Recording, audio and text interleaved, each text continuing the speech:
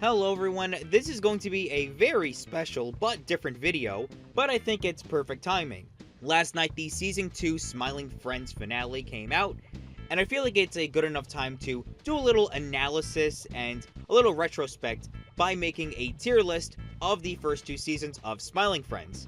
Now usually with a tier list you get an S tier and a D tier, but considering the fact that I have three options, you might be wondering, well, what's the point of that? Don't you not know exactly how a tier list works? Here's my take on that.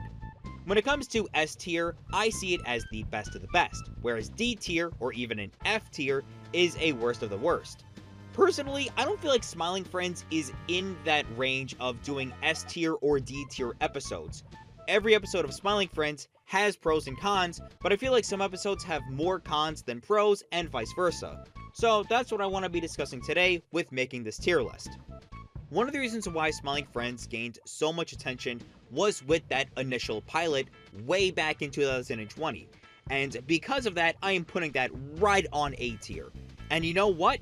When the rest of Season 1 came out, both Mr. Frog and Shrimp are also A tier episodes.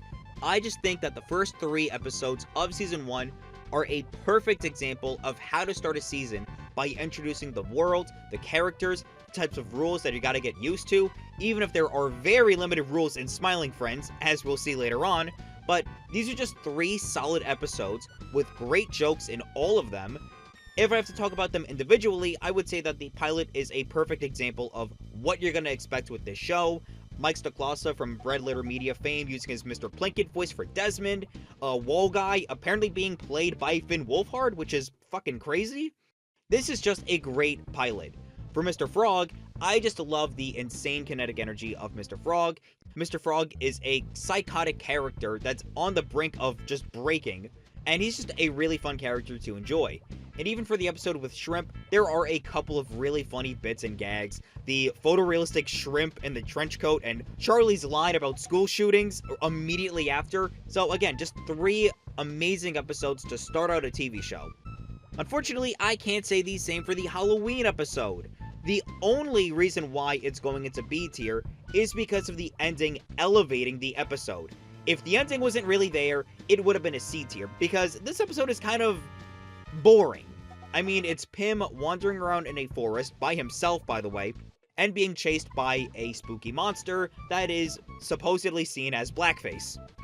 There is one joke that takes place before Pim entering the woods, and that's the boss going, "You'll get lost," and then just awkwardly walking back into the office. That's pretty funny, but I don't think it's enough to make it an A tier episode, so that's why I'm going with B tier. Another episode that really didn't do it for me was the Simon S. Salty episode. I just really didn't get anything out of this episode.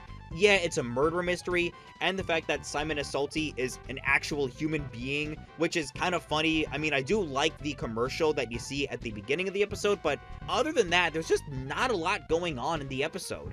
It's a murder mystery, yes, but every account has their own different interpretations of how they killed Simon S. Salty. And the twist at the end is kind of good. It just doesn't really make up for the fact that the episode is kind of lagging in a lot of places. And unfortunately, the same can be said for the Enchanted Forest. I might actually have to put it below Enchanted Forest because, at least with Simon Salty, you have the human actor interacting in a 2D environment, which is always great. But the Enchanted Forest is kind of boring. I mean, yes, this is an episode which focuses more on Pim and Charlie's relationship, working together when solving a problem, but other than that, there's just not a lot going on in the episode. You also have the Rankin Bass Bilbo/Frodo Baggins tagging along, and there's the giant plot twist with him and the princess. Maybe if I did rewatch the episode, now knowing the plot twist, maybe it would be a B tier episode, but there's not really a lot going on in this episode, unfortunately, so that's why it's gotta be a C tier. Now, for Frowning Friends, this has gotta be an A tier. I don't know where to put it. Honestly, I might put it right in between Mr. Frog and Shrimp. Once again, this is an episode that is elevated by its ending. But unlike the Halloween episode, everything else in this episode is just funny. All of the skits, all of the jokes, the reoccurring gags with the Renaissance Men, this is just a really fun episode. I really can't say anything else about it. I mean, you just have to see it to believe it. And now we come across the Season 1 finale, Charlie dies and doesn't come back. Season 1's Christmas episode. I know this is going to be a really contingent topic, because this was one of Gilbert Gottfried's last roles before passing away, so the episode does have kind of importance to it, especially with him playing God is kind of a fitting send-off to that actor's career and life even. But honestly, there's just not a lot going on in the episode. I really hate to say it, but it's gotta be a B-tier episode. There are a couple of funny bits in this episode, sure, like when Charlie is talking to Satan, or when he punches Jeremy after jump scaring him, the boss performs slam poetry during Charlie's eulogy, and Tomar from Oni Plays narrates the episode as an elderly Gleb. However, most of the episode is kind of just Charlie walking around a frozen hell, and I do like the song that plays during the montage. It just kind of loses me in the second half. I just wish there was more going on in this episode, and maybe more of Charlie interacting with the other characters. Maybe it could have worked, but honestly, I just don't get anything out of this episode, especially as a season finale. Honestly, when you look at Season 1, half of them are great episodes, and the other half are good episodes, don't get me wrong, but there are one or two things that take it down a notch. So, when it comes to the Brazil special, it's not really an episode. Yes, it's 11 minutes, but you could tell by watching this episode, it was on a super tight budget. The camera is only in one shot, moving from left to right. Michael Cusack and Zach Hadel feel like they're ad-libbing and improvising all of their dialogue, but you know what? It's still a great episode. Their improv works so well. There are a couple of funny bits in the episode with the "Are you tourist? Are you tourist?" And when they call Mr. Boss at the end, it really feels like they called the actor while recording the episode, and he has to improvise as Mr. Boss on the phone. It's a really great episode, even though it's not technically an episode, and it's really hard for me to rank this episode, considering it's not really an episode, but if it was, it's gotta be an A-tier episode. But only because of just how unique it is, and almost how perfect Hadel and Cusack's improv is with one another. Now we move on to Season 2, and Season 2 already starts off with a banger with Gwimbly. I mean, it's Gwimbly. He took the internet by storm for at least 2 weeks. Not only is the Gwimbly plot good, but also the James and Charlie subplot is also pretty funny.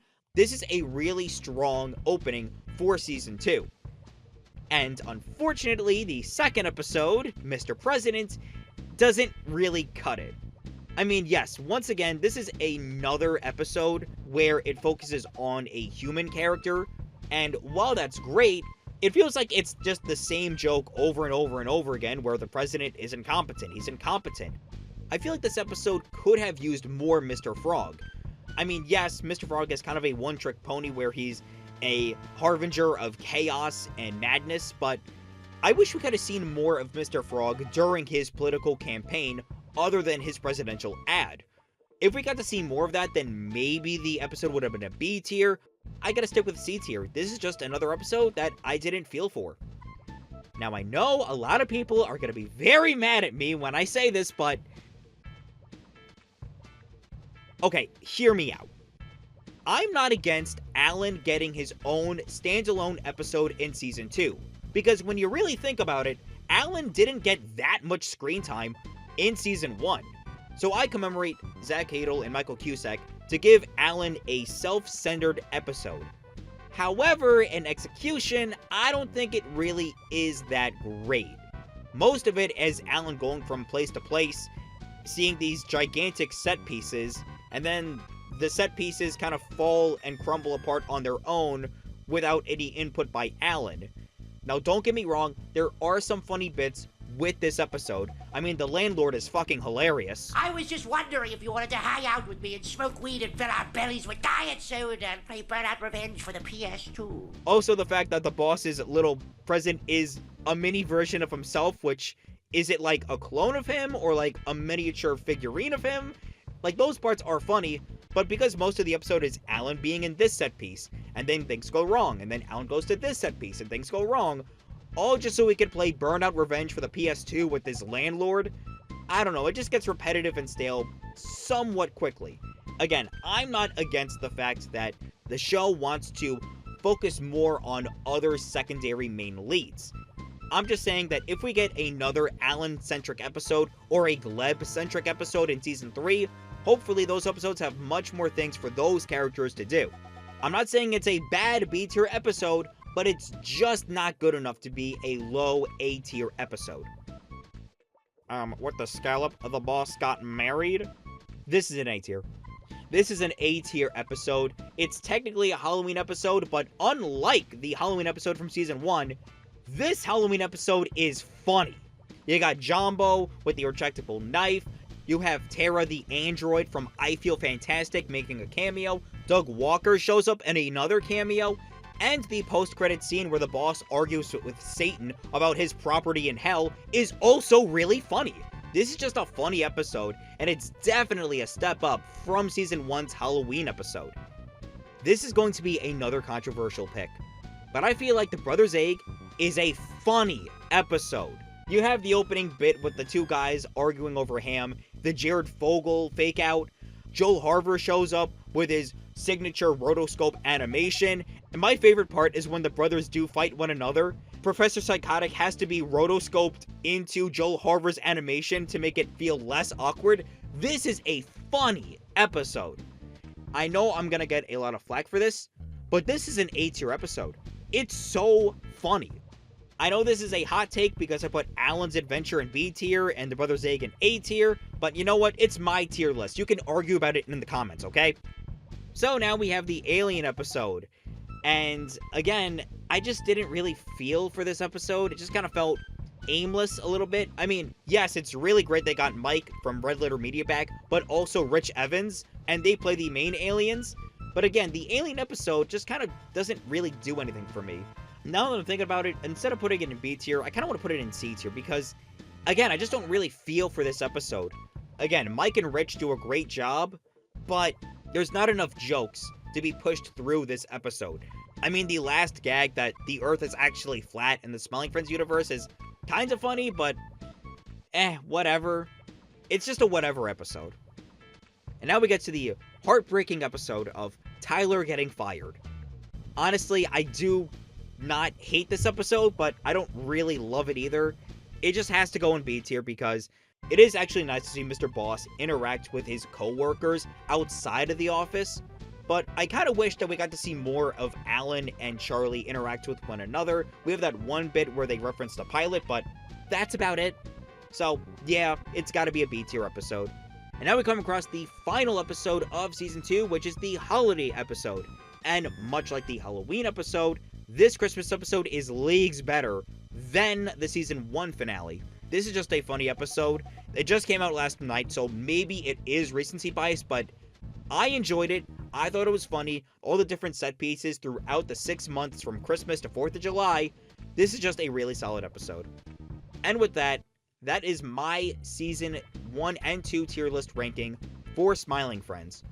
Now, as you can see, we only got, 8 episodes that weren't really that great, and then 8 absolutely classic bangers. Technically 9 because of the Brazil episode, but this is just a really great show, and I think it just goes to show that when the Smiling Friends is focusing on more kinetic energy, because keep in mind, these are only 11-minute episodes, so everything's got to be bite-sized. What all the A episodes show is that when it's focusing on characters going to wacky different scenarios in a quick succession, but just enough time to get everything digested in one sitting, I think that's when the show really shines. I'm not saying that B tier or C tier are bad episodes. I know a lot of people like the Alan episode, but I feel like when it's aimless, when there's no actual point or conflict or really any danger to these specific episodes, that's when it kind of loses me a little bit.